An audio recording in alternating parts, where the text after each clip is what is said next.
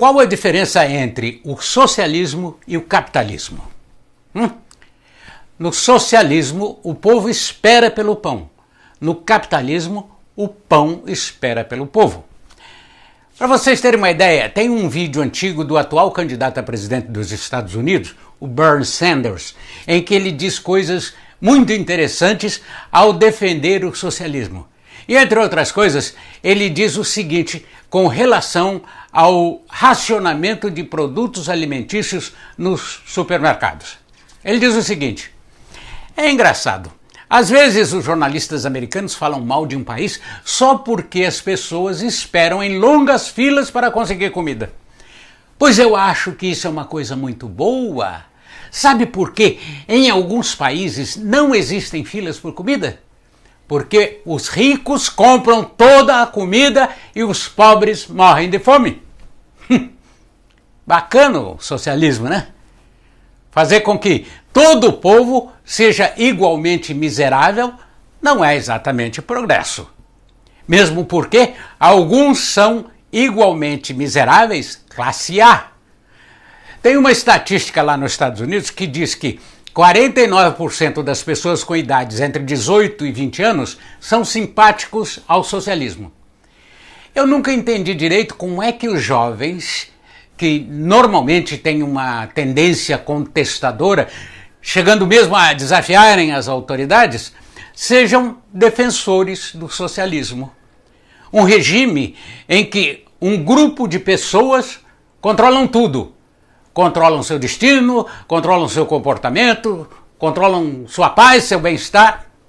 Um regime político centralizado e com todo o poder concentrado na cúpula do governo, onde ele, governo, decide tudo. Vamos supor que os líderes sejam espertos, sejam carismáticos, com grande poder de convencimento junto ao povo, pessoas bem-intencionadas, grandes líderes. Isso é ótimo. Só que a economia não pode ser conduzida e planejada de forma centralizada. A economia é dinâmica. Ela envia pistas e sinais que mostram a sua movimentação oscilante, ora para um lado, ora para o outro. Ela oscila dos consumidores para os produtores e, o mais importante, ela está sempre sujeita à lei da oferta e da procura. E políticos e burocratas não têm conhecimento suficiente para comandar esse dinamismo da economia. Portanto, dar o controle da economia a eles é algo assustador e um risco muito grande. E foi exatamente por isso que a União Soviética teve uma escassez de pão, de sapato, de manteiga, de tudo, enfim. Os Estados Unidos, em 1989, recebeu a visita do presidente da Rússia, o Boris Yeltsin, e na sua visita ele foi a um supermercado e ele ficou boquiaberto, ficou atarantado ao ver tantas opções de produtos disponíveis no supermercado que ele fez o seguinte comentário: como é possível tantas opções? Eu estou realmente perplexo. Eu não sei se é assim o sotaque russo, mas ele falou isso.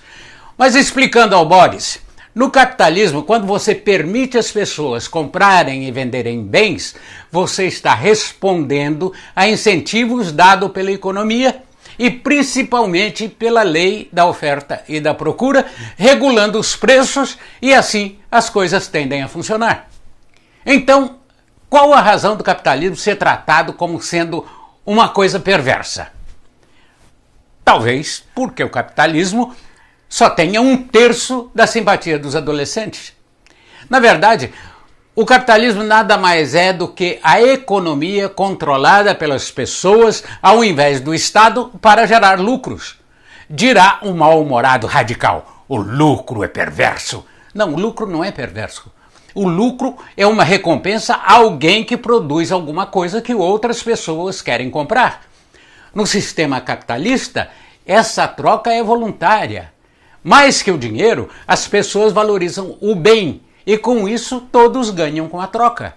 E se alguma coisa estiver com o preço exagerado, esse produtor terá que ajustar o preço de acordo com o valor regulado pelo mercado.